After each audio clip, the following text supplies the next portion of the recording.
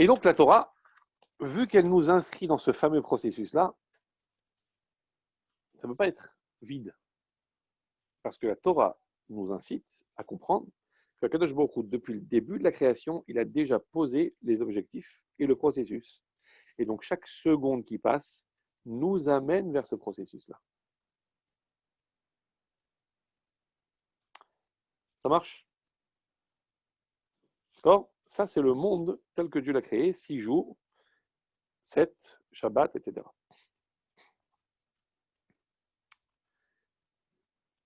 Ça veut dire quoi? Ça veut dire que quand Akadosh Baruch Hu nous parle de Shabbat, etc., dans la Sfirat HaOmer, on commence à toucher ici une notion de temps, une notion de finalité. Et donc cette Torah que Dieu nous donne, c'est le Kéli avec lequel Dieu a créé le monde. C'est donc ce principe-là de processus finalité. Okay? On va essayer de comprendre. Voilà, il est un peu tard déjà. S'il faut, on ajoute, on continue la prochaine fois. Chaque chose dans ce monde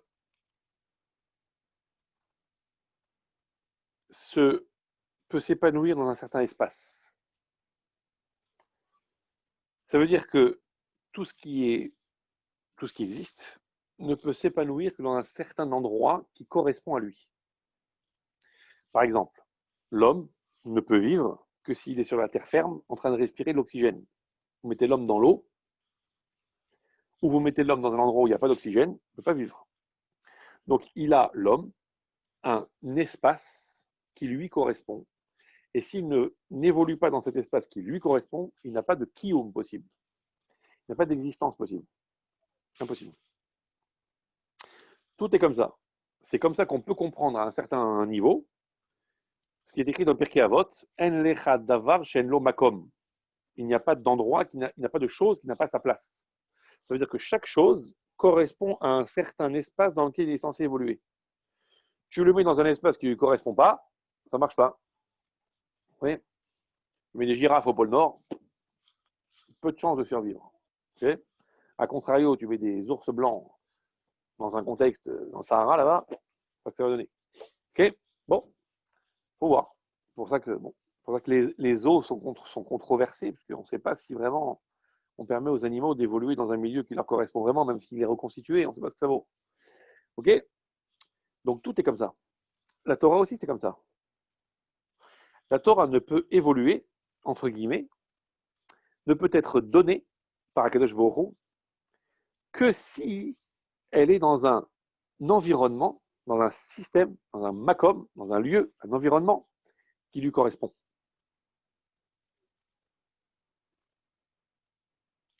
Ça veut dire quoi? Je donne un exemple.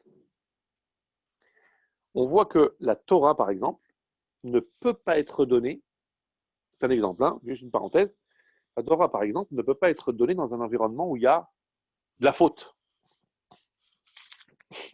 Pardon. C'est pour ça qu'il a fallu que Akadosh Baruch Hu envoie et amène d'abord les Bnei Israël à un très haut niveau, et que les Bnei Israël soient à ce niveau-là de Adam Arishon avant la faute, pour pouvoir mériter Matan Torah. S'il y a de la faute, s'il y a de l'impureté, s'il y a quelque chose de malsain, la Torah ne peut pas s'installer. La Torah, c'est la volonté de Dieu, c'est la sagesse de Dieu, c'est la Kedusha.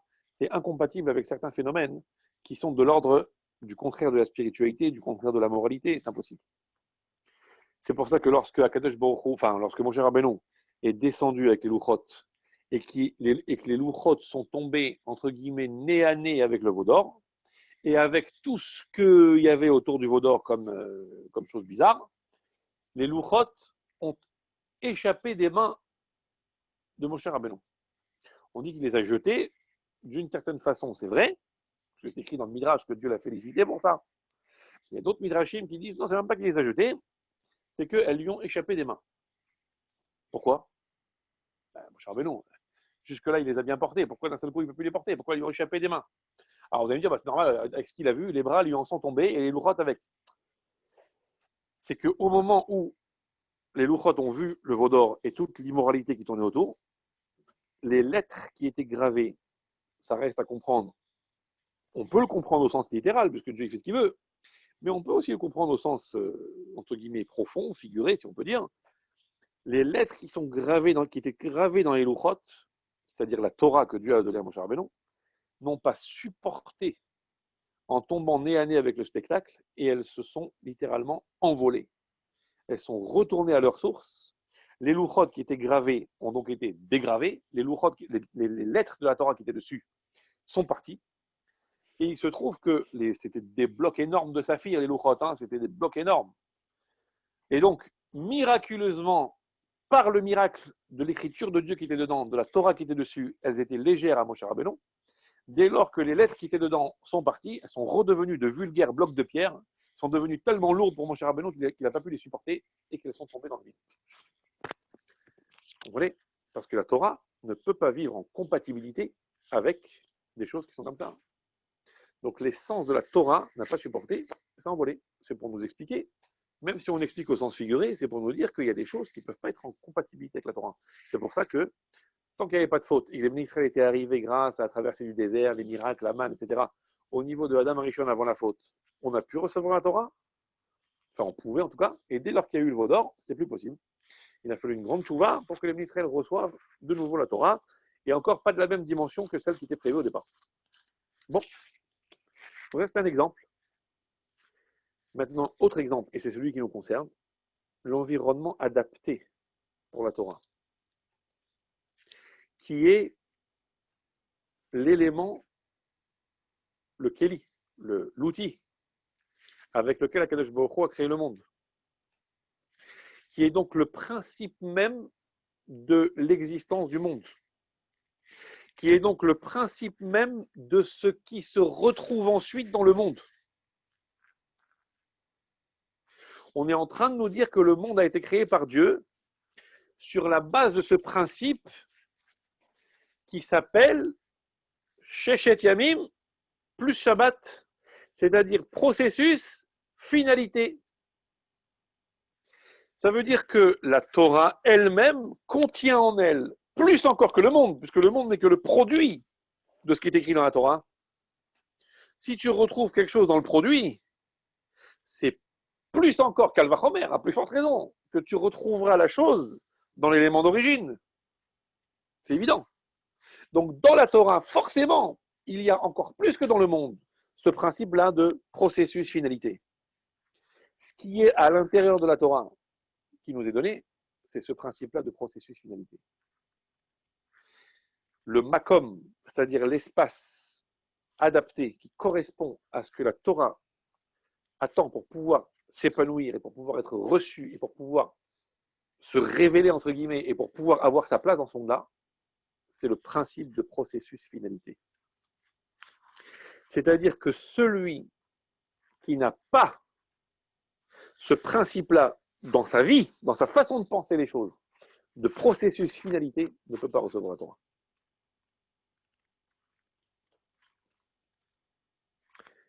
On va expliquer. On va expliquer.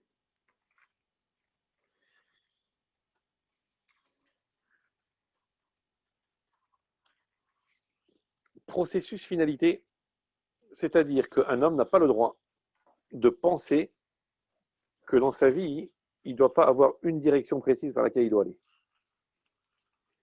Et qu'une fois qu'il a compris où est la direction, il a l'obligation de donner les moyens pour y arriver. S'il n'y a pas cette base philosophique dans la vie de l'homme, c'est une incompatibilité totale avec la Torah. Vous comprenez ? Parce que la Torah en elle-même contient ce principe-là, que c'est une finalité qu'on pose. Le monde lui-même va vers une finalité, le projet de Dieu va vers une finalité, et la Torah contient les moyens pour arriver à cette finalité. Celui qui ne pose pas en préambule que dans sa vie, il y a forcément une finalité, que dans sa vie, il y a forcément des moyens et un processus qu'il doit suivre, et qui pense que la vie, c'est bon, au petit bonheur la chance, comme on me disait quand on était petit. Madame Vallon, c'est un... Je crois qu'elle est venue celle-là. Okay. Au petit bonheur la chance, ok, ça ne marchera pas, ça. Pas ça, attends. Impossible. Parce qu'il n'y a pas cette construction nécessaire pour que le makom soit compatible avec la Torah. C'est pour ça, Et c'est là qu'on revient à l'histoire des Hachamim, qu'on devait compter les semaines. C'est quoi compter les semaines? C'est, contrairement à ce qu'ils disent les Zdoukim, les Sadducéens, qu'il faut compter sur le système Shabbat, dimanche, lundi, mardi, mercredi, jeudi, vendredi, Shabbat, c'est-à-dire le système universel de comptage. Il faut compter par soi-même en fonction de la date de Pessah définie par nous-mêmes, le Beddin, l'homme, le Hachamim, et le compte correspond à un compte individuel qu'on aura réalisé de nous-mêmes. C'est-à-dire quoi? Le fait de s'approprier cette dimension du temps qui symbolise le principe, comme on a vu dans Bereshit, de processus-finalité. C'est-à-dire que celui qui ne s'est pas approprié et qui n'a pas fait sien ce principe-là, qui est encore une fois représenté par le temps, qui est de l'ordre de processus-finalité, et que sa vie entière n'est que ça, n'est qu'une finalité obligatoire et un processus pour y arriver, ne peut pas recevoir la Torah. Donc on a dit, c'est ce qu'ils disent des Hachamim, Usfartem lachem. Vous compterez pour vous. Ça veut dire ce que Dieu a mis sous forme de dimanche, lundi, mardi, mercredi, 6 jours plus Shabbat, pour le monde entier, pour l'universel. Vous, juifs, qui allez être ceux qui allez recevoir la Torah, si vous voulez recevoir la Torah, il faut que vous soyez dans votre propre conception de processus finalité. Si vous vous inscrivez dans la conception de processus finalité universel, vous ne pouvez pas recevoir la Torah.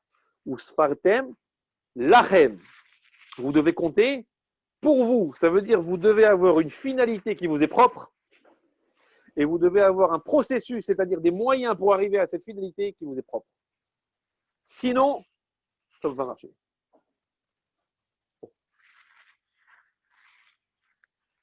Ça va jusqu'à là? La Torah contient une finalité.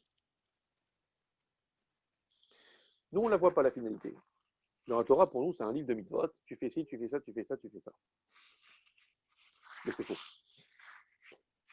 Dans la Torah, il y a un iglé et un istar. Hop là. Il est là, ouais. Je fais un petit clin d'œil à un certain LG. Tu vas être content qu'on fasse un peu de chassidoute. Non. Qu'est-ce que je voulais dire?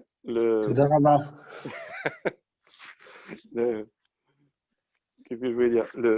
Dans la Torah, hein, il y a un niglé et un istar. Niglé, ça veut dire dévoilé. La partie dévoilée de la Torah, le niglé, ça veut dire ce qu'on apprend. La base de ce qui est dévoilé, ça veut dire la Torah, entre guillemets, officielle, qui a toujours été enseignée, grand public. C'est-à-dire le Chumash, le Navi, les prophètes, quoi, la Mishnah, la Gemara, la Halacha, le Midrash, partie dévoilée de la Torah, partie ce qu'on appelle officielle, si on peut dire. Enfin, entre guillemets officielle, hein. Et il y a ce qu'on appelle le Nistar. Le Nistar, c'est la partie cachée de la Torah. La Kabbalah. Kabbalah ou Chassidut, ou dimension de pensée juive. Bref, des choses qui ressortent du texte de la Torah, mais qui n'apparaissent pas, volontairement évidemment, qui n'apparaissent pas à l'œil tout de suite. Par exemple, je vous mets au défi de me trouver qu'on parle du Olam Haba, du monde futur, dans la Torah, nulle part. La résurrection des morts dans la Torah, c'est nulle part. Ah ouais. La Gemara dit si. C'est écrit Az Yashir Moshe. Alors Moshe, à l'époque de la sortie d'Égypte, nous on traduit alors Moshe a chanté avec les bénéficiaires. Non. C'est écrit alors Moshe, Yashir, c'est un futur. Az Yashir, alors Moshe chantera. De là, puisque c'est un futur, tu vois qu'un jour viendra où Moshe Rabbeinu va chanter de nouveau avec les bénéficiaires d'Israël. De là, tu as une preuve de Kriyat Hametim in Torah. C'est très sérieux ce que je vous dis, c'est écrit dans la Gemara. De là, tu as une preuve de Kriyat Hametim dans la Torah. Et entre nous, c'est faible. C'est écrit nulle part dans la Torah. C'est écrit nulle part, Olam Haba. c'est écrit nulle part Mashiach, c'est écrit nulle part ce qui va se passer. Nulle part. Disent les commentateurs, dont le Shla Kadosh, c'est faux. Pas de dague, c'est écrit. Comment ça s'écrit, nous? C'est juste qu'on ne sait pas lire. Par exemple, on a vu la semaine dernière, par Shabbat dernier, il y a quelques jours donc, Parashat Bechokotai. Im Bechokotai telechu, vet mitzvotai tishmeru. Si vous allez selon mes voies, si vous allez selon mes mitzvot, et que vous gardez mes commandements, alors, Venatati gishmechem beritam, je donnerai la pluie, Venatati shalom ba'aretz, je donnerai la paix sur la terre, etc. Nous, comment on lit ça? Ben, on lit comme des cadeaux que Dieu va nous faire dans ce monde-ci. Je mettrai la paix sur la terre, je mettrai la pluie, et je vous laisserai dans votre pays en tranquillité, il n'y aura pas de guerre. Donc, nous, on est contents. Ça veut dire que notre olamazé va bien se passer si on fait les mitzvot. Disent les commentateurs, donc dit le Shla Kadosh, c'est faux. Quand on parle de la pluie sur la terre, quand on parle de la paix, quand on parle de tout ça, la longévité et compagnie, c'est faux de comprendre que ça parle du olamazé. Ça parle de choses qui seront pour le monde futur. Alors comment la pluie dans le monde futur, la paix dans le monde futur, la guerre dans le monde futur, le bétail qui va brouter l'herbe verdoyante dans le monde futur. Et ouais, dit le Shla Kadosh, de la même façon que la volonté de la Kadosh Baruch Hu, elle est très très spirituelle, c'est une volonté suprême, mais que vu que nous sommes de chair et de sang, alors Kadosh Baruch Hu, il a traduit l'expression de sa volonté avec des langages humains et des concepts humains. De la même façon, quand il explique ce que c'est Olam Haba, il l'explique avec des concepts humains. Mais ce que toi, tu perçois comme la tranquillité de quelqu'un qui n'a pas de guerre, ou le bonheur de quelqu'un qui a une bonne parnassa, ou la sérénité de quelqu'un qui a une bonne santé, tu sais ce que c'est? Eh bien, imagine-toi ça à l'échelle du Olam Haba. Mais on te le dit dans tes mots à toi pour que tu comprennes. Parce que si je te dis, tu vas profiter de la béatitude éternelle par le rayonnement du reflet de Dieu. Tu comprends quelque chose à ça? Tu sais de quoi ça parle, mes frères?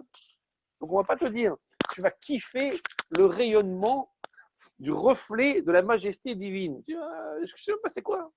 Si tu dis, tu vois, qu'est-ce que tu kiffes dans la vie? Tu kiffes les millefeuilles. Tu vois toute la boulangerie de millefeuilles. Tout ça pour toi. Tu kiffes quoi? Tu kiffes les dollars. Tu vois toute la Banque de France pleine de dollars du sol au plafond. Enfin, la Banque de France avec des dollars. Banque des États-Unis. Du sol au plafond. Eh bien, tout ça pour toi. On te parle le langage que tu comprends. De la même façon que quand on donne un cours à quelqu'un, un enfant ou même un adulte, et qu'on veut lui faire comprendre une idée, on va lui faire comprendre une idée avec un exemple de quelque chose qui le concerne. Bon, si quelqu'un il a telle fonction dans la vie, tel métier, ça sera plus facile de lui faire comprendre quelque chose qui touche à son domaine. Mais en réalité, dans la Torah, on parle de l'Olam Haba. C'est-à-dire que dans la Torah, on a posé finalité Mashiach et processus les mitzvot pour y arriver. L'accomplissement de la volonté de Dieu et la réalisation de ce qui va se passer quand cette volonté sera accomplie. Mais ça, c'est dans le Niglé. Mais dans le Nistar, dans la Kabbalah, dans la Chassidut, les choses sont dites de façon claire. Enfin, claire. Dévoilée, en tout cas. On nous explique qu'il existe une dimension qui s'appelle Olam Haba, c'est-à-dire la dimension spirituelle, ce qu'on appelle, nous, entre nous, chez Dieu. Qu'est-ce qui se passe chez Dieu quand un homme fait une mitzvah? Nous, pour nous, quand je fais une mitzvah, j'ai accompli la volonté d'Hachem et Dieu est content. Voilà. C'est grâce à ça que je n'aurai pas une tléha. Et au contraire, j'aurai Akash Bokhu, il va me récompenser. C'est tout. Mais qu'est-ce qui se passe concrètement dans les mondes supérieurs? Qu'est-ce qui se passe chez Dieu? C'est quoi la construction spirituelle qui est produite par une mitzvah? Quelle est la porte de lumière? Qu'est-ce que ça fait de plus dans un processus complètement intemporel, complètement spirituel? Qu'est-ce qui se passe dans le Olam Haba? Ça, on n'en sait rien. Ça, dans les livres de Nistar, c'est expliqué. C'est expliqué l'importance, la grandeur d'une mitzvah. C'est écrit la gravité d'une avéra. C'est écrit qu'est-ce que c'est que spirituellement, c'est-à-dire dans la dimension qu'on appelle Olam Haba, dans le monde spirituel, l'exercice des mitzvot. Bref, le monde de la finalité. Qu'est-ce qu'il y a là-haut? Et cette finalité, c'est ce qu'on construit à chaque mitzvah, et c'est ce qui se verra quand Mashiach va venir et que la finalité sera atteinte. Vous voyez, pour l'instant, on est dans la période de ce qu'on appelle Ritza Eretz. On est dans la période de processus. On court vers un but. Mais lorsque le but est atteint, par définition, on arrête de courir. Pour l'instant, ce n'est pas le cas. On court, on avance. Vous comprenez? Mais la Torah elle-même porte ça. Donc, celui qui, dans sa vie, n'a pas intégré le fait qu'il a une obligation de considérer la vie comme un principe de finalité et processus pour y arriver, est incompatible avec la Torah. Et pire que ça, Usfartem Lachem, son propre processus en tant que juif et sa propre finalité en tant que juif. Si jamais il n'y a pas ça, il n'y a pas de Matan Torah. C'est pour ça que Usfartem Lachem, Akadosh Baruch Hu nous a demandé de compter le Homer avec des semaines qui sont des semaines liées à notre calcul à nous, en fonction des références qui sont les nôtres. Ah, mais non, disent les tzdukim, les sadducéens, les hérétiques. On doit s'inscrire dans le système universel. On n'est pas différent des autres. Le système universel, le système de l'humain. L'humain, c'est la semaine qui commence le dimanche, qui se termine au Shabbat. C'est le processus humain, le processus universel. C'est avec ça qu'on doit fonctionner. Disent les Hachamim, pas du tout. Le système universel, il est nécessaire pour l'homme universel. Le juif, à partir du moment où il veut cette Matan Torah, c'est-à-dire qu'il veut s'élever à une dimension qui est la dimension de s'attacher avec Dieu par la Torah, il doit considérer qu'il a sa propre finalité en tant que juif et il a son propre processus en tant que juif. Sinon, ça ne colle pas. C'est quoi le propre processus? Et on termine avec ça. Il est déjà 10h20, je ne vais pas trop manger votre nuit. C'est quoi ce processus? L'homme, on a dit, il est créé de deux façons. Enfin, Vayitzer, deux dimensions. Il a une âme divine qui est la dimension divine qui est en lui. C'est le Olam Haba, c'est-à-dire la dimension purement spirituelle, purement divine qui est à l'intérieur de lui. Et à part ça, il a le corps, l'âme animale, qui est la dimension matérielle, qui est Eretz. Le but, c'est Dieu, c'est l'âme divine, c'est Shamaïm. Shamaïm, Sham, la finalité. Okay? La vraie finalité. Le corps, c'est une autre forme de finalité, qui est une finalité différente, qui n'est pas la finalité véritable, puisque ce n'est pas servir Dieu, c'est servir une autre cause, qui est la cause de la terre. La Neshama, en fait, je reviens. Le comptage du Homer, enfin le compte du Homer, supputation de l'Homer, c'est 7 semaines. Mais nous, on a expliqué que processus finalité, c'est 6 plus 1.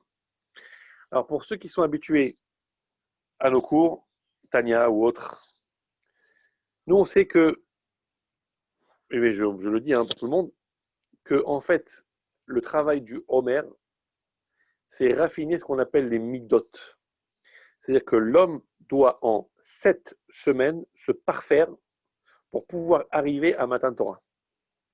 Mais c'est quoi cette perfection, cette perfectibilité, ce perfectionnement que l'homme doit suivre? Pourquoi 7 semaines? Parce que chez l'homme, il y a ce qu'on appelle des midot. L'homme, il est fabriqué sur un mode avec 10 capacités, 3 capacités intellectuelles, qu'on appelle Chokhmah bin Adarat, capacité de compréhension, d'intégration, d'assimilation d'une idée et d'attachement à une idée. Et puis après, il y a les midot, c'est-à-dire le rapport qu'on entretient avec les choses en termes de élan, d'avancée, d'attirance ou en termes de recul. Les midot, c'est les émotions, les sentiments. C'est ça qu'on doit travailler pour se préparer à Matan Torah. Parce que les capacités intellectuelles, c'est Dieu qui les donne. Les midot, c'est notre façon à nous d'appréhender notre rapport avec le monde. Et c'est cette dimension-là qu'on doit travailler. Il y a 7 midot, 7 qualités de comportement, une par semaine, qu'on doit travailler pendant les 7 semaines du Sfirat HaOmer. Seulement, comme le processus de création, 6 plus 1, chez l'homme aussi, il y a 6 plus 1. Il y a les 6 midot qu'on appelle Chesed, Gvura, Tiferet, Netzach, Hod, Yesod, et la 7e qui s'appelle Malchut.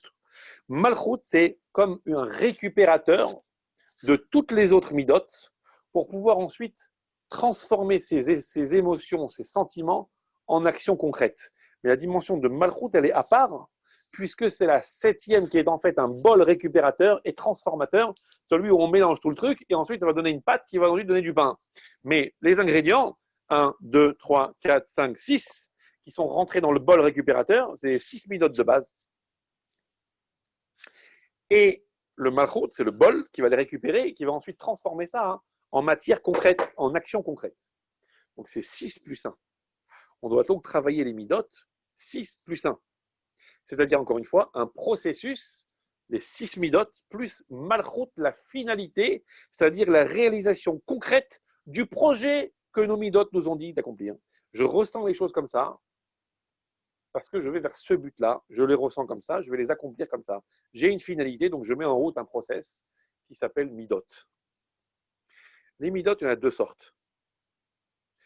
C'est-à-dire que toutes les 6 midot procèdent de 2 midot principales qui sont chesed et gvura, qu'on va traduire par ahava, l'amour et la crainte. L'homme, globalement, est mu, dans le sens motivé, par 2 midot.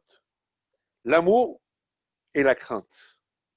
Soit on a un rapport aux choses qui est un rapport d'amour, c'est-à-dire une volonté d'aller de l'avant à la rencontre d'une chose, soit au contraire un mouvement de recul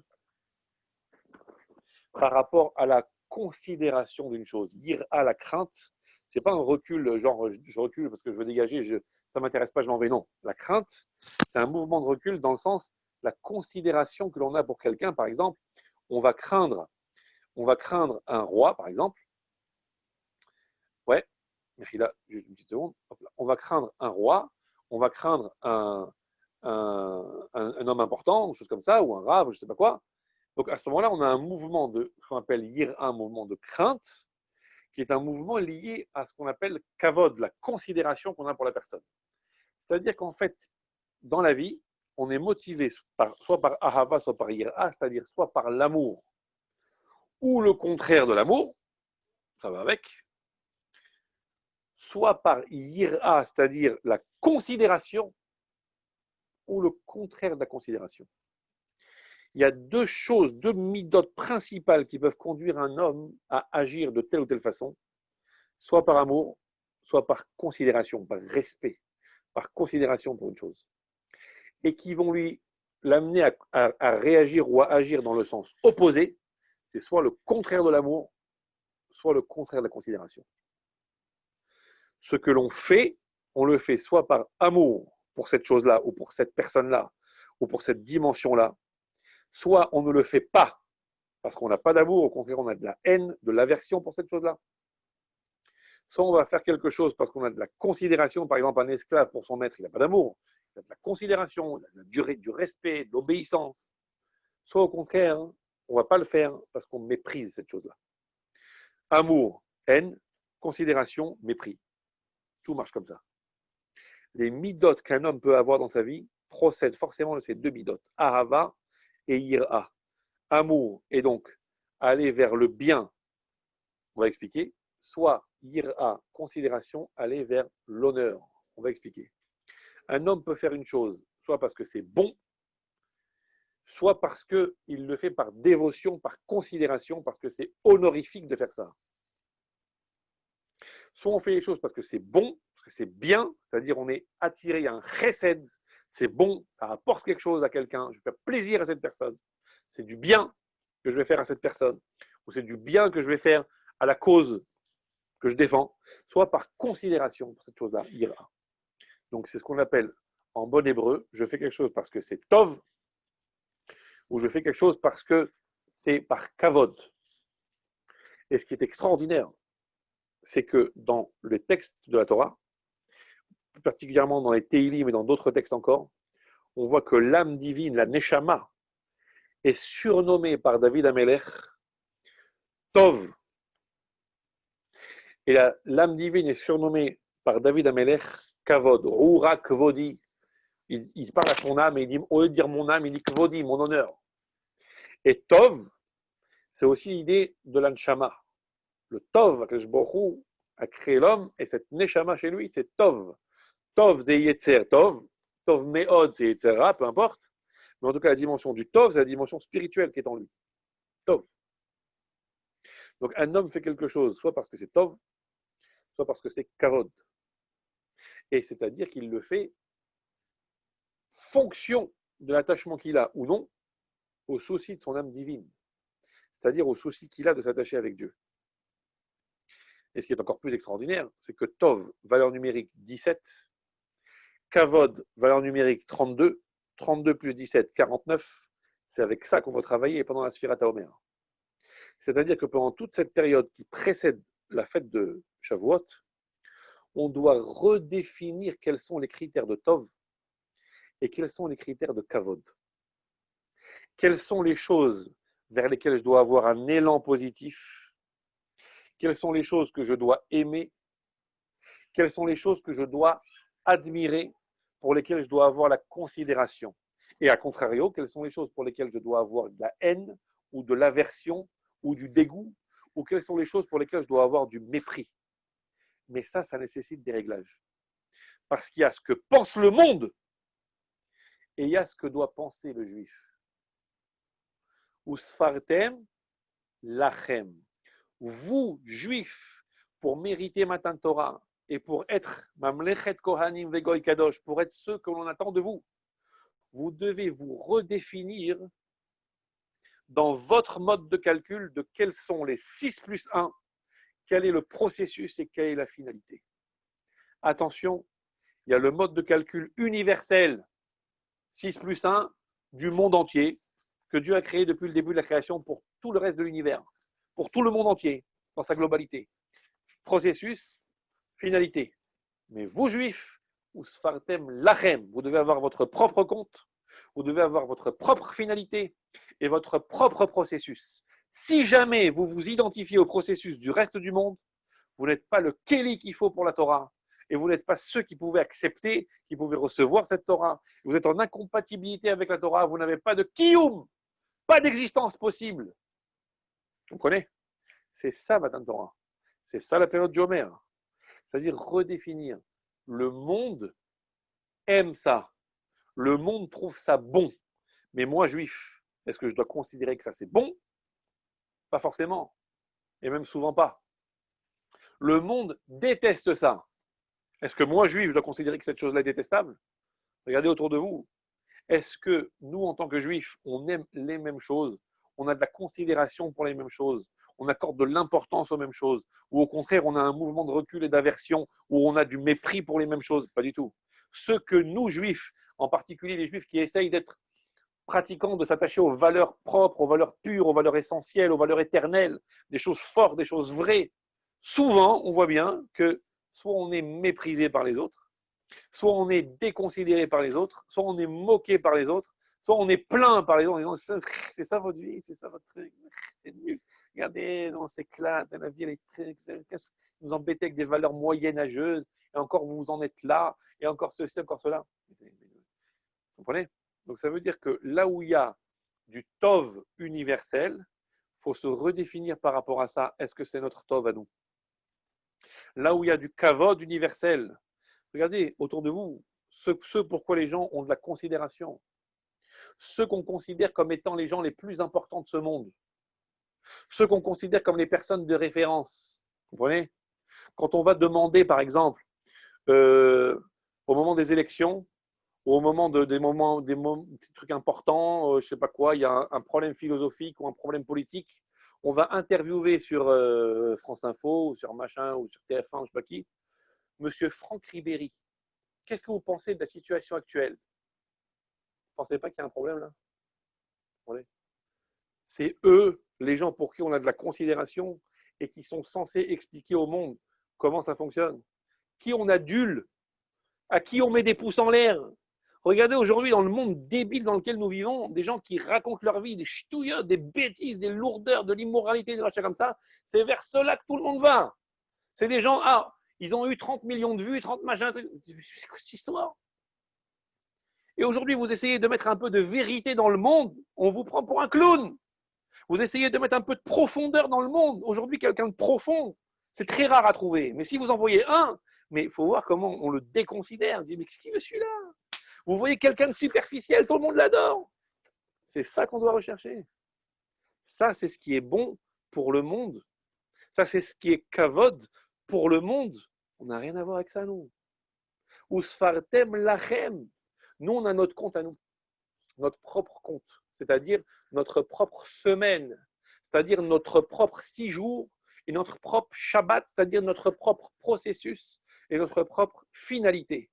On a la direction vers laquelle nous allons, qui est la nôtre propre en tant que juif. Elle est définie par la Torah. Et on a les moyens d'y arriver, c'est-à-dire les mitzvot, qui sont définis par la Torah. Toute finalité étrangère à la Torah et tout processus pour y arriver, c'est-à-dire tout mode d'action pour arriver à cette finalité autre que celui qui est écrit dans la Torah, ne nous caractérise pas et nous empêche le kiyum. Aucune, comment on appelle ça, aucune pérennisation possible. La pérennisation du peuple juif se situe dans sa singularité. Vous comprenez? Sa singularité.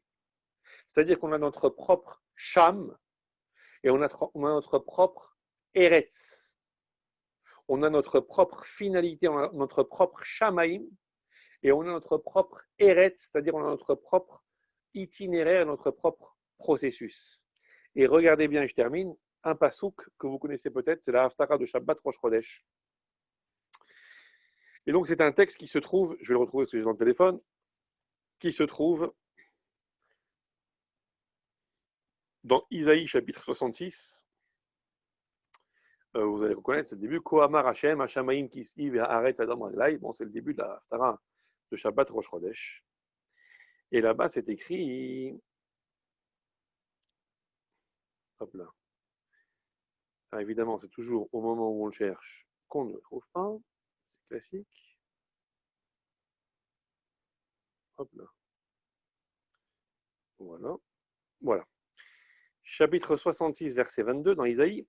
Ki ka'asher hashamaim achadashim ve'haaretz achadasha asher ani oseh omdim lefanai neum Hashem ken ya'amod zara'achem ve'shimchem. Je traduis. Ki ka'asher hashamaim achadashim. De la même façon que les cieux nouveaux, les nouveaux ciels, ve'haaretz achadasha et la nouvelle terre, asher ani oseh que je fabrique, Ramdim lefanai se tiennent debout devant moi, parole de Dieu. Donc de la même façon que se tiennent debout devant moi les nouveaux cieux et la nouvelle terre que je fais, Ken yaramot zagarachem veshimchem, ainsi se tiendra debout votre descendance et votre renommée. C'est quoi cette histoire? Bon, quand Mashiach va venir, il y aura nouveaux cieux, nouvelle terre. Ça veut dire une dimension nouvelle qui va s'ouvrir sur le monde. Mais là maintenant, comment on peut comprendre ce pasuk? Hashamaim achadashim, le nouveau ciel. Oui, nouveau ciel. Pendant X générations, jusqu'à Matan Torah, donc 26 générations, il y avait le monde universel, il y avait Shamaim, c'est-à-dire la finalité universelle, et Eretz, le processus universel, c'est-à-dire il y avait le monde de l'humain. Le monde de l'humain avec ses aspirations, avec sa façon d'être, avec sa façon de penser. Le monde de l'humain, à partir de 2448, est venu s'installer dans le monde du divin, qui s'est réalisé à travers Matan Torah. Le monde du divin est venu s'installer dans ce monde. Vous allez me dire qu'il y était déjà avant, parce qu'Abraham Avinu, il parlait avec Dieu déjà. Oui, mais il n'était pas installé, révélé dans ce monde. Le monde du divin est venu s'installer, se révéler dans ce monde. Et il s'est incarné, ce monde du divin, à l'intérieur de quelques petits bonhommes. Ouais, un petit 0,02% de la population mondiale, qui s'appelle le peuple juif. Oui, et qui a incarné à travers ce qu'il est, et à travers la Torah qu'il a reçue, le monde du divin. Ce jour-là, il y a eu Shamaim Achadashim, un nouveau ciel, vers Aretz Achadasha, et une nouvelle terre. C'est-à-dire un nouveau objectif, une dimension nouvelle dans la finalité qu'un homme doit réaliser. C'est-à-dire que maintenant, on est une dimension nouvelle, on ne fait plus partie seulement de l'humain, on est de l'ordre du serviteur de Dieu et de l'ordre de celui qui va incarner la dimension divine dans ce monde. Shamaim Achadashim, une nouvelle finalité. On ne réfléchit plus comme le reste du monde. Et à Aretz Achadasha, un autre processus. On n'agit plus, on n'avance plus, Et on ne calcule plus ces itinéraires comme le reste du monde. On est des créatures à part. Vous comprenez? Là, on comprend mieux pourquoi les Chachamim disent pourquoi la montagne s'appelle Sinaï. Parce que Mikan Yarda Sin'a les Umot Haolam. Parce que de là est venue la haine, la Sin'a, Sinaï. La Sin'a, la haine des autres nations à notre égard. Parce qu'on a incarné une dimension nouvelle. On s'est exporté du système. Et c'est ça, Matan Torah. Vous devez vous exporter. Un juif qui ne s'exporte pas dans sa finalité, de la finalité universelle, et qui ne s'exporte pas dans son processus de vie, du processus universel, il n'y a pas de kiyum. C'est pas sa vie, ça. C'est pas sa vie. Il n'y a pas de kiyum, ça ne peut pas tenir. Kenya amod zarachem eshimchem.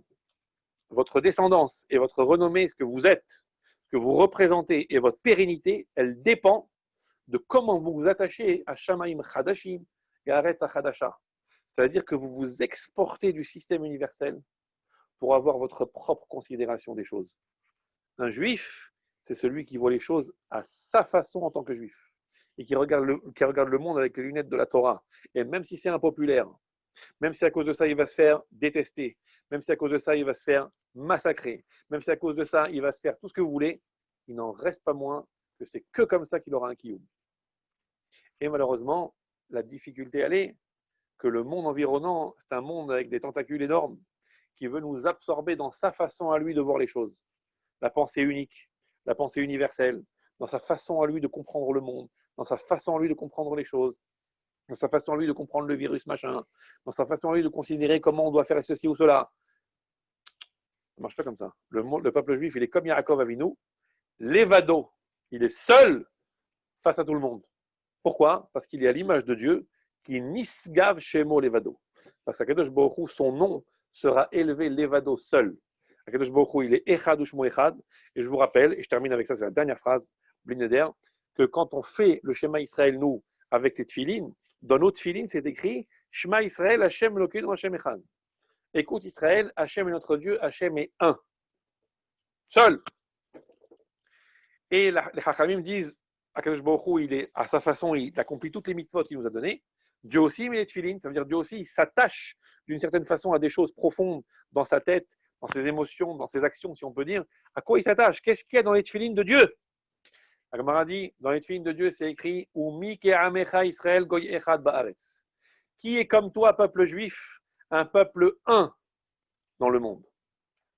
Ça veut dire que ce qui caractérise l'attachement de Dieu au peuple juif, c'est l'unité, le fait, enfin l'unité pas dans le sens l'ahdout, c'est encore autre chose ça, même si c'est un dossier qui est vrai, mais c'est la singularité du peuple juif. Et ce qui nous caractérise à nous dans notre relation avec Dieu, c'est la singularité d'Akadosh Baruch Hu. Et Dieu, il est un, et nous aussi, on est un. Dieu, il est seul, nous aussi, on est seul. Akadosh Baruch Hu n'a besoin de personne parce qu'il est le seul dispensateur, le seul créateur, et le monde environnant n'a aucune influence sur lui. Le peuple juif aussi, il est seul, et le monde environnant n'a aucune influence sur lui. Sinon, pas de kiyum. Sinon, il est complètement dans autre chose, il ne fait pas sa vie, il ne fait pas son destin, et il n'existe pas. C'est Samurai Verbotai Matan Torah.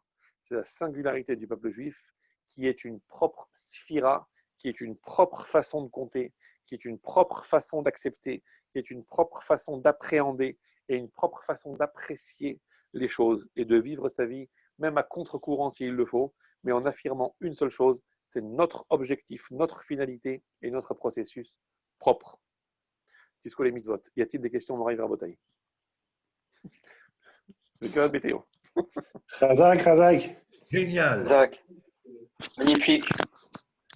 Magnifique. C'est tout. Razak au barreau. Pas de questions.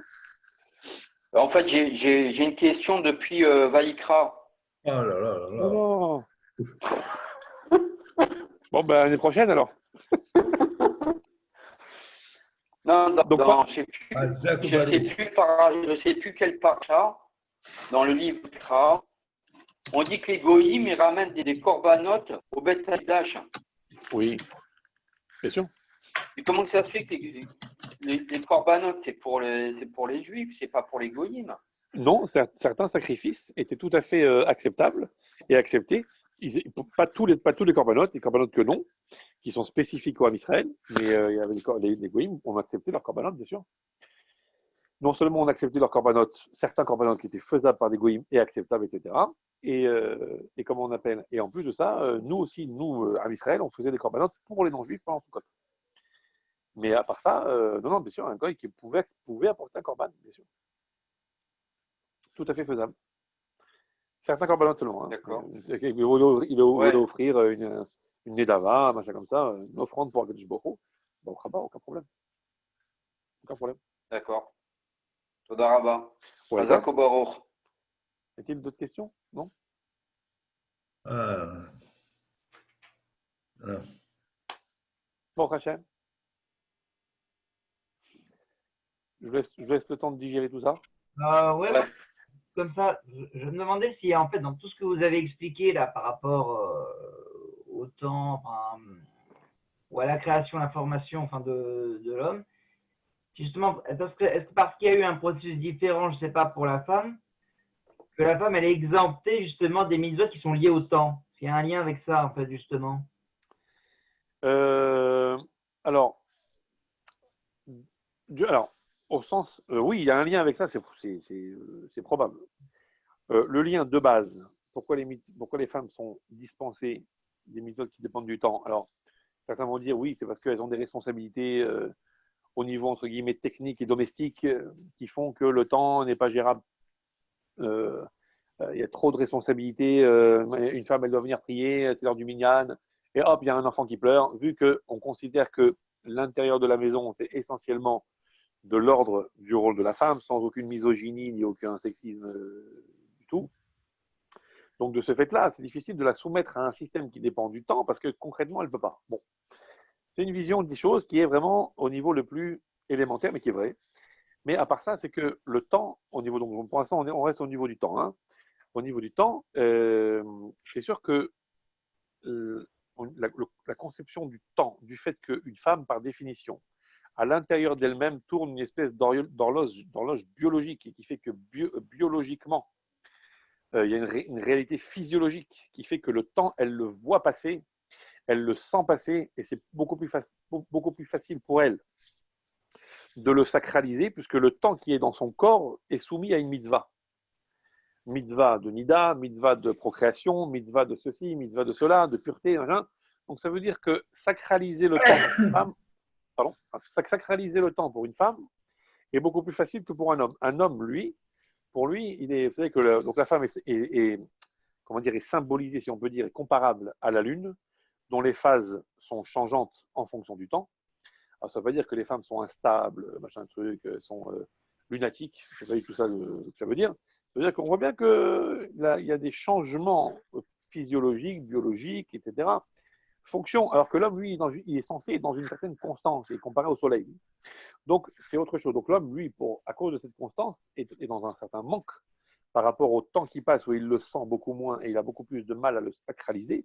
Il a besoin de mitzvot qui lui permettent de sentir et le temps qui passe et de le sacraliser. Une mitzvah qui touche au temps de l'homme. À part ça, maintenant qu'on a considéré que le temps, c'est aussi une notion qui n'est pas forcément du timing, mais une notion philosophique qui est liée à la finalité et au processus, il se trouve que les femmes ont une bina yetera, elles ont une capacité de perception des choses, d'un ressenti des choses. Et surtout, très franchement, le sérieux dans la finalité, c'est très rare qu'une femme soit, comment on peut dire ça,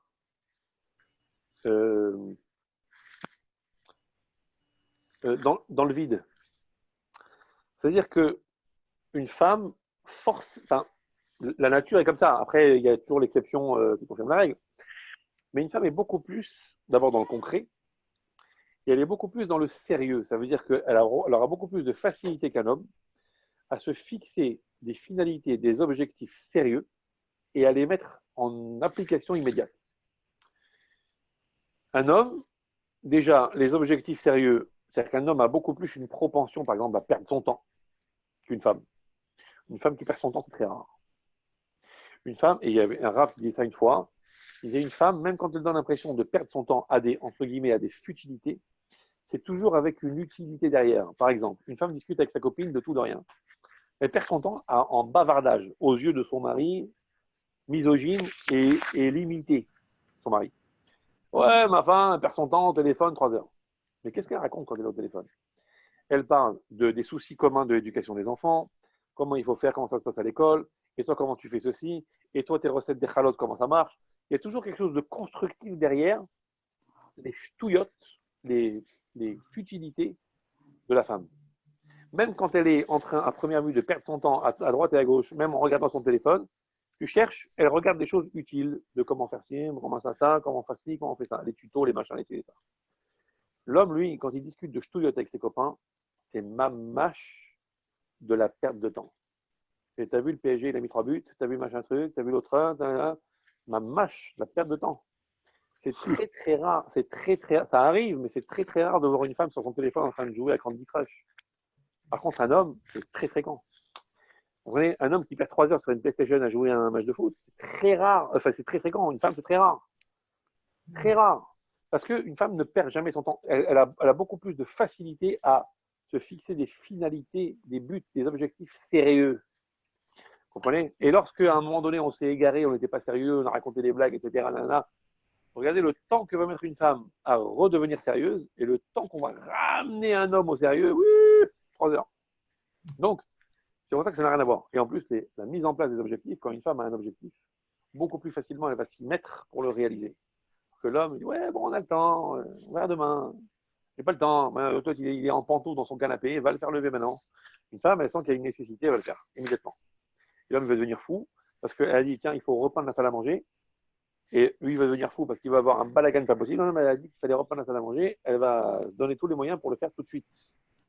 Okay, donc, elle a beaucoup plus de propension dans le concret pour se poser des finalités, des objectifs qui sont sérieux et les mettre en pratique sérieusement.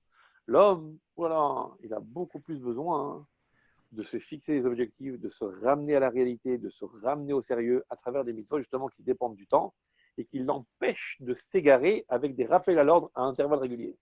Une femme a beaucoup moins besoin de ça. Beaucoup moins. Hazak. Brahim Biou, Ouh là là. c'est tout bon? Rav, j'aurais une question, par contre. Bakacha? Il faut faire un terrain. Razak Baruch déjà pour votre cours. Continuez. Je sais pas ce qu'on a mérité pour pouvoir bénéficier de ces cours-là. Non, mais On a vu que le processus, la finalité était réellement spécifique aux Juifs. Oui. Et que la finalité devait être orientée vers le Olam Haba, si j'ai bien compris. Oui. Donc, est-ce que ça signifie que la finalité d'un Juif est la même pour tous les Juifs? Oula, ça c'est. Bonne question. Alors, il y a le gros et le détail. C'est-à-dire que c'est un petit peu comme tout, quoi. Des fois, on fait un descriptif global et puis ensuite un descriptif détaillé. Ça veut dire descriptif global, oui, on a tous plus ou moins la même finalité qui s'appelle servir Dieu, qui s'appelle élever le monde matériel pour y mettre dedans, enfin, élever le monde matériel en utilisant ce monde comme un outil pour accomplir la volonté de Dieu, qui se traduit en langage un peu plus profond, amener Dieu dans le monde. Donc on a tous cette même mission, c'est d'amener Dieu dans le monde et de faire en sorte de préparer le monde à la grande révélation qui va avoir lieu quand Mashiach va venir, c'est-à-dire le dévoilement de Dieu dans ce monde-là. Donc on a tous la même mission qui s'appelle amener Dieu dans ce monde et accomplir la volonté de Dieu à travers le monde matériel.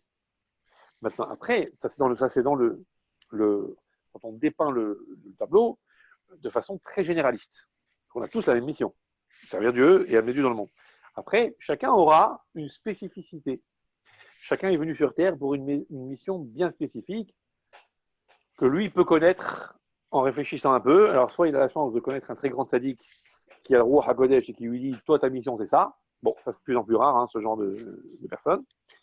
Mais soit aussi, il peut l'analyser par lui-même en voyant deux choses. Le moyen de savoir sa mission, c'est deux choses. C'est de regarder les moyens qu'on a reçus. Si quelqu'un a été gratifié de moyens particuliers, d'une capacité particulière, d'un talent particulier dans tel ou tel domaine, faut qu'ils se disent que sûrement, si j'ai reçu beaucoup de kélim, beaucoup d'outils dans ce domaine-là, c'est que j'ai une mission dans ce domaine-là. C'est très rare qu'on donne une voiture de fonction à quelqu'un qui ne travaille que sur un ordinateur. Et c'est très rare qu'on donne un ordinateur de fonction à quelqu'un qui travaille avec son balai. Donc ça veut dire qu'en fonction des moyens qu'on a reçus, on peut déterminer la fonction que nous avons dans ce monde. Et deuxièmement, on peut déterminer la fonction qu'on a en fonction de ce sur quoi le Satan, le Yetzer Hara, met le paquet. Il y a des choses qu'on arrive à faire plus ou moins facilement, des mitzvot.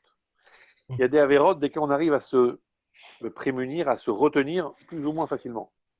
Même si ce n'est pas facile, mais bon, on voit qu'on y arrive quand même. Et puis il y a des choses sur lesquelles le Satan il met un paquet, mais alors, ces mitzvot-là, on a un mal, une difficulté à le faire.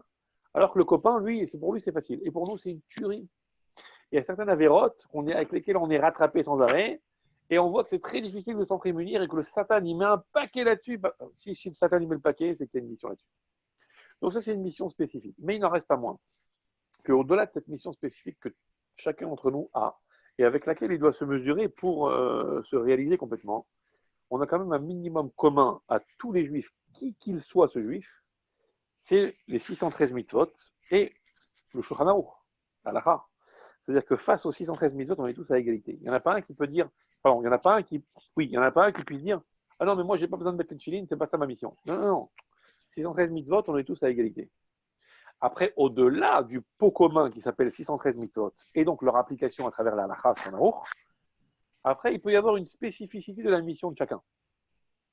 Mais il y a quand même un pot commun, parce qu'il y a un tronc commun qui s'appelle servir Dieu, et ça, on est tous à égalité par rapport à ça. Donc, c'est sûr qu'on a quand même un grand pourcentage d'éléments communs à tous les juifs qui nous rattachent à la Torah. Mais après, effectivement, on a tous une mission différente, c'est certain. C'est sûr. Mais donc, les deux sont vrais. Mais en tout cas, la Torah qu'on a reçue est suffisamment globale d'un certain point de vue pour dire qu'on se retrouve tous dans ces objectifs-là. Par exemple, quand on voit ce que aujourd'hui, certains éléments qu'on recherche dans ce monde, une certaine liberté au niveau de ceci, au niveau de cela, d'un certain laisser-aller, liberté des mœurs, liberté de machin, liberté de mariage bizarre, etc. On voit que nous, en tant que juifs, qui qu'on soit, la Torah nous invite à nous séparer de ce genre de choses. Certaines pratiques, l'idolâtrie à l'époque, aujourd'hui les mœurs. À une certaine époque, c'était, je sais pas quoi, moi, le rapport. Après, et le rapport à chaque chose, le rapport à la politique, le rapport à l'argent, le rapport à la médecine, le rapport à un truc, le rapport aux voisins, tout ça, on voit bien que notre démarche à nous en tant que juifs est bien souvent, je ne veux pas dire diamétralement opposée, mais en tout cas bien différente de la philosophie qu'on veut imprimer dans ce monde. Et plus ça va, plus on voit que la philosophie qu'on veut imprimer à ce monde, elle est incroyable. C'est-à-dire qu'on veut enlever, j'ai comme ça ce sentiment, peut-être que je me trompe, mais je ne sais pas, il faudrait qu'on en discute, mais j'ai l'impression qu'on veut enlever justement de ce monde ce qu'on appelle Tsurat Adam. Tsurat Adam, ça veut dire la stature de l'homme. Et on a commencé par dire que l'homme n'est pas un homme, il descend du singe, donc c'est juste un animal évolué. Et puis plus ça va, et plus on veut enlever à l'homme ce qu'il a de plus noble, ce qu'il a de plus grand, ce qui fait de lui sa stature, ce qui fait de lui sa morale, ce qui fait de lui sa... C'est-à-dire qu'à la limite, on le met à égalité avec le cochon et ça ne dérange pas.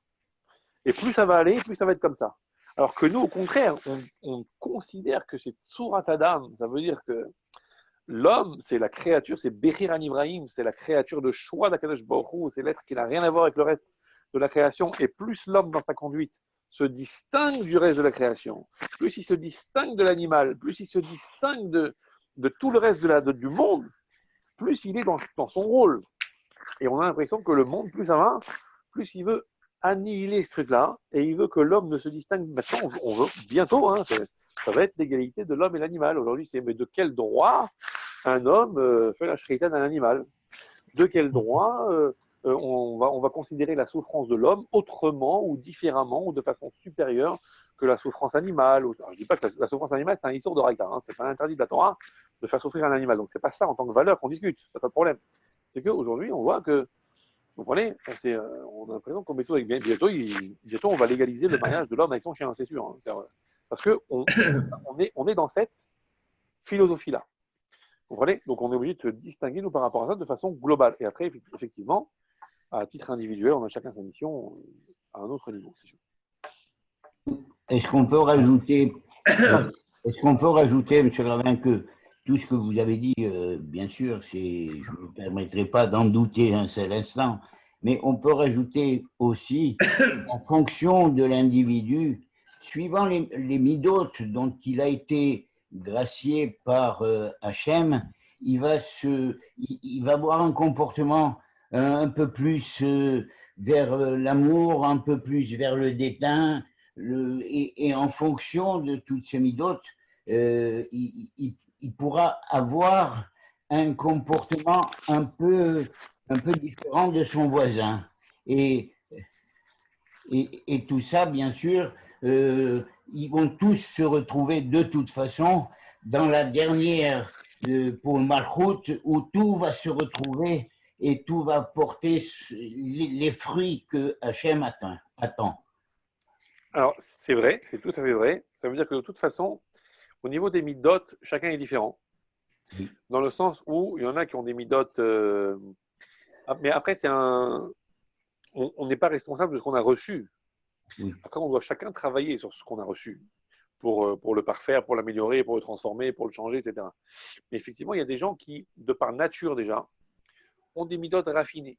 Des gens qui sont très, très fins, très trucs, qui ont des midot. Ça veut dire qu'on ce qu'on appelle l'âme animale. On a tous une âme animale en nous qui nous amène à des choses égoïstes, au contraire du service de Dieu. Mais on voit que même dans l'âme animale, il y a des gens, leur âme animale, c'est plutôt un petit moineau. Il y en a, leur âme animale, c'est un chameau, d'autres âme animale, c'est un hippopotame. Donc ça veut dire qu'on voit, il y a des gens qui par nature sont très raffinés, ont beaucoup de comme ça, et il y en a au contraire qui sont très gasses, des gros sabots, des trucs, ils ont un état énorme. Donc effectivement, chacun il a reçu ce qu'il a reçu. Mais en fonction de ce qu'il a reçu, le travail qu'il aura à faire évidemment sera différent sur les midot. Ça veut dire que c'est pas parce que quelqu'un par nature il a une âme animale raffinée ou pour lui il y a certaines choses qu'il va faire de façon très facile. Vous comprenez? Et il aura très peu de résistance face aux midot. Par exemple, il y a des gens, ils ont une paresse. Ils ont reçu comme ça des midot, ils sont des paresseux. Ils ont un problème, c'est pour se mettre, pour se décider, pour y arriver. Ils font un tractopelle pour les sortir du lit, pour les sortir du fauteuil, pour les sortir de la chaise, c'est une tannée, quoi. Et il y en a d'autres, c'est très facile pour eux. Ouais, on leur demande d'apprendre une page de Gemara, ils vont dès leur jeune âge déjà, ils vont s'asseoir et ils vont étudier sérieusement. Comme ça, c'est une nature chez eux. Alors, ça ne veut pas dire que le premier est foutu et que le deuxième ira très loin. Ça dépend, parce qu'ils n'ont pas le même travail. Donc, s'ils n'ont pas le même travail, parce qu'ils n'ont pas le même handicap depuis le départ, les exigences qu'on aura par rapport à l'un et par rapport à l'autre ne seront pas forcément les mêmes.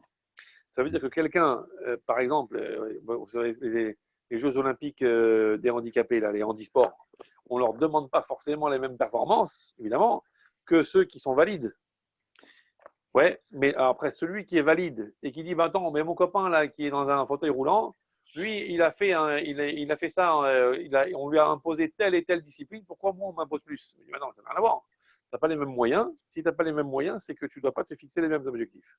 Si lui, avec les difficultés qu'il a, il a appris une demi-page en une semaine, peut-être qu'on lui mettra une couronne de laurier, et toi, tu as appris 20 pages par jour, et on te dira c'est pas assez, tu es un paresseux. Parce qu'en fonction des moyens qu'on a reçus, on aura évidemment des objectifs différents. Mais c'est vrai qu'on n'est pas tous à égalité sur les midot, c'est certain. C'est certain. Mais après, chaque chose est réversible, dans le sens que quelqu'un qui a reçu des midot très gaz, comme ça, des gens qui sont très bourrus, le contraire de la finesse, c'est aussi une arme. Parce que inversez-le du bon côté, ces gens-là, souvent, ça devient des leaders, ça devient des forces de la nature, ça devient des gens que quand ils se mettent du bon côté, ils utilisent leur puissance, ils utilisent toute leur force animale d'une certaine façon, mais un animal dompté. Vous comprenez? C'est-à-dire que d'un côté, un petit caniche par rapport à un taureau, c'est plus agréable d'avoir un caniche, parce que le taureau, il va détruire la maison. Mais d'un autre côté, si vous voulez labourer les champs, il vaut mieux avoir un taureau, bon, j'allais dire dressé, enfin un taureau transformé, plutôt qu'un caniche. Vous n'allez rien faire avec. Donc ça veut dire qu'effectivement, quand on regarde du côté négatif, du côté destructeur des midotes, il vaut mieux avoir des petites midotes raffinées, comme un caniche, que des grosses midotes énormes comme un taureau. Mais quand vous avez réussi à transformer la chose pour l'amener du côté positif, quelque part, c'est un avantage d'avoir une force énorme. Parce que dès lors que vous avez réussi à inverser la vapeur, la force du taureau, c'est elle qui va vous amener d'avoir un champ labouré à la fin. Alors qu'un caniche, vous n'avez rien à faire avec. Vous comprenez? C'est exactement le même principe. Quelqu'un qui a des midotes très fortes, qui a un sale caractère, qui n'arrive pas à se dompter, etc., qu'il ne faut pas chasser shalom qui pense que ça veut dire qu'il est mal servi par la nature et c'est mal tombé sur lui. Au contraire, ça veut dire que le potentiel qu'il a, des fois on voit des gens, c'est ça veut dire c'est comment dire, même des opposants à la Torah, hein, des juifs, je parle, des opposants à la Torah, des gens qui sont vraiment très comme ça, des tueurs, quoi. C'est une force d'opposition. Alors, le commun des mortels dirait, mais ceux-là, il faut les attraper, il faut les frapper, c'est pas possible d'être aussi virulent contre la Torah, contre les valeurs juives, etc. C'est des ennemis d'Israël à l'intérieur même du peuple juif. Mais d'un autre côté, ces gens-là, le jour où ils feront tchouva, ça sera des fusées. Parce que utiliser une telle virulence dans le mal, ça laisse sous-entendre la force qu'ils possèdent. Si jamais ils arrivent à se retourner, ça sera des fusées, ces gens-là. Il faut prier qu'ils fassent tchouva et ça sera extraordinaire. Parce qu'effectivement, chaque possibilité qui est donnée est ambivalente. Là où vous voyez jusqu'où quelqu'un est capable d'aller dans le mal, laissez-vous imaginer ce qu'il pourrait donner dans le bien si jamais il allait du bon côté. Et à nous, c'est-à-dire des gens qui côtoient peut-être des gens comme ça, qui sommes à notre petit niveau, ou des éducateurs, ou des amis, ou des bonnes consciences, ou des possibilités à nous d'essayer d'utiliser cette force qu'ils ont et de les amener du bon côté, et le jour où ça arrivera, ils vont nous coiffer sur le poteau, ces gens-là. Donc c'est-à-dire que les midotes sont liées à une mission, on revient à la question de tout à l'heure, sont liées à une mission spécifique d'une personne. Les armes qu'on a reçues et les yetzerara qu'on a reçus sont déterminants de la mission qu'on a à faire, c'est sûr. Ça veut dire qu'on peut améliorer nos midotes? Vadaï. On peut alors améliorer, changer ses midotes, c'est pas possible. Ça veut dire quelqu'un qui a telle caractéristique, cette caractéristique-là, il l'aura jusqu'à la fin. Mais il peut utiliser cette caractéristique pour le bien. Ah, d'accord. Vous savez, c'est la Gemara dans Shabbat, on l'a peut-être déjà abordé dans différents cours à droite à gauche. Il y a Gemara dans Shabbat qui parle du mazal. Est-ce que ça existe le mazal pour le peuple juif? Le mazal, c'est la prédétermination. Mazal, ça veut dire que c'est écrit dans les étoiles, notre destin. Est-ce qu'on peut le mazal? Non. Voilà. Attends. On le voit avec Abraham. On voit avec Abraham Avinu. J'entends bien, mais c'est une marloquette dans la Gemara.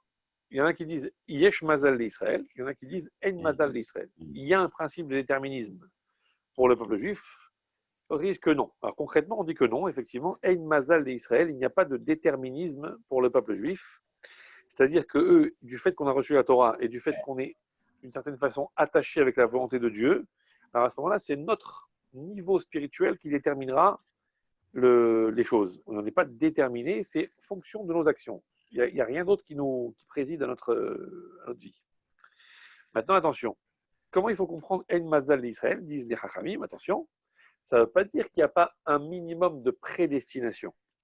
Puisque la Gemara là-bas dans Shabbat, elle explique, si quelqu'un il est né tel mois, ça veut dire qu'il aura tel et tel et tel trait de caractère.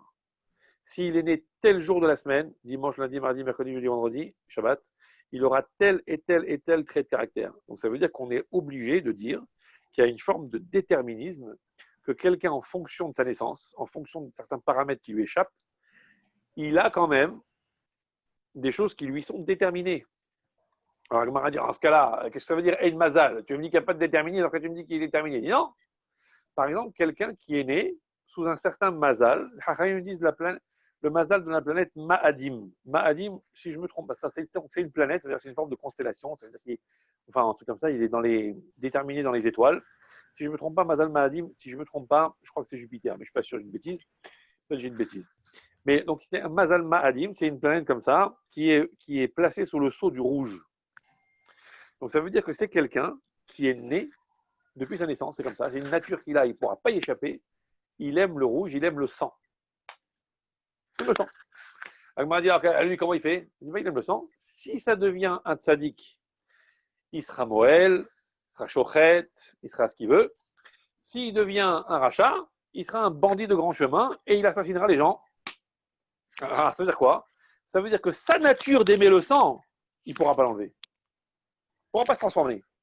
Mais il pourra optimiser cette chose-là pour utiliser son amour du sang pour les choses bien. Il y a des gens, tu leur donnes un couteau pour faire une shrita, tu leur donnes un couteau pour faire une mila, ils vont te tourner de l'œil, ils seront incapables de le tenir.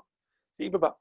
Il faut déjà une certaine nature, il faut un certain gabarit, il faut une certaine certain tempérament, voilà, tempérament, c'est le mot que je cherchais, il faut un certain tempérament pour être chochet. Tout le monde qui peut être chochet.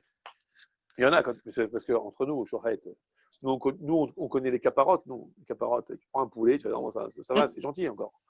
Mais quand quelqu'un il va dans un abattoir où on abat les gassottes, ça veut dire quand il y a un abattoir d'une vache, mais il n'y a même pas besoin de repeindre les murs, hein. Il y a du sang partout.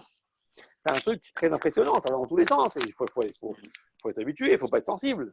Donc, ça, il faut une nature spéciale. Il y a des gens qui sont nés avec cette nature. Et si, chas de shalom, cette nature est mal employée, le type il peut devenir un bandit de grand chemin et un assassin parce qu'il aime le sang. Vous comprenez? Donc, ça veut dire que les midotes, on ne peut pas les transformer à la base, mais on peut leur donner le meilleur aspect possible. Vous comprenez? C'est comme un bloc de pierre. Ça reste un bloc de pierre. Tu ne pourras pas le transformer en un bloc de bois. Mais si tu prends un marteau et un burin, tu peux faire de ce bloc de pierre une magnifique, un profil extraordinaire. Sculpture. Oui, une sculpture extraordinaire. C'est ça le travail des midotes, c'est de faire en sorte qu'avec le matériau qu'on a reçu, on puisse faire la plus belle sculpture possible. Mais transformer un bloc de marbre en un bloc de plastique, ça, c'est pas possible. Enfin, c'est pas ça qu'on demande, quoi. Le raffinement. Le raffinement, alors. Le raffinement. Exactement. Raffinement. Et ce serait dommage de contredire sa nature. Quelqu'un, il a un extraordinaire potentiel, il n'est pas censé le contredire, il est censé l'optimiser. Et d'ailleurs, entre parenthèses, midot, en hébreu, ça veut dire mesure. Justement, le principe de la mida, c'est mesure. Il y a certains traits de caractère qu'à une certaine mesure, c'est souhaitable et appréciable, et un peu moins ou un peu plus, c'est la kata. Par exemple, quelqu'un, par rapport, comme dit le Rambam, par rapport au fait des midot, il faut toujours la voie du milieu, sauf dans certains cas. Il faut la voie du milieu. Quelqu'un, par rapport à son rapport avec l'argent, quelqu'un qui est trop barre de fer, c'est une tannée. Quelqu'un qui est trop dépensier, c'est un danger. Entre les deux. Donc, si quelqu'un, c'est un bar Zdaka, il est généreux, et il n'a pas un rapport avec l'argent trop coincé, machin, genre oncle Picsou, que son seul but avec l'argent, c'est de tapisser les murs avec des dollars, mais dès qu'il dépense un centime, il va s'évanouir. C'est une mauvaise mida, ça. Mais d'un autre côté, quelqu'un qui ne regarde pas et qui dépense et qui s'en fout pas mal, etc., et qu'à cause de ça, il va jouer sa femme et ses enfants au bistrot d'à côté, au poker avec ses copains, c'est un fou celui-là. Donc c'est exactement le même principe. C'est les midot, ça veut dire que c'est la mesure et la démesure. Mida, c'est pas changer de comportement, c'est adapter son comportement à la mesure idéale pour que cette capacité qu'il a reçue, cette nature qu'il a reçue, soit une nature appréciable et pas une nature détestable. C'est ça le midot. Hazako Baruch. C'est pas comme le Bachour. Il y avait un Bachour à qui on proposait un chidour. Et il a dit, pour moi, l'essentiel, c'est les midot, hein. 36-38.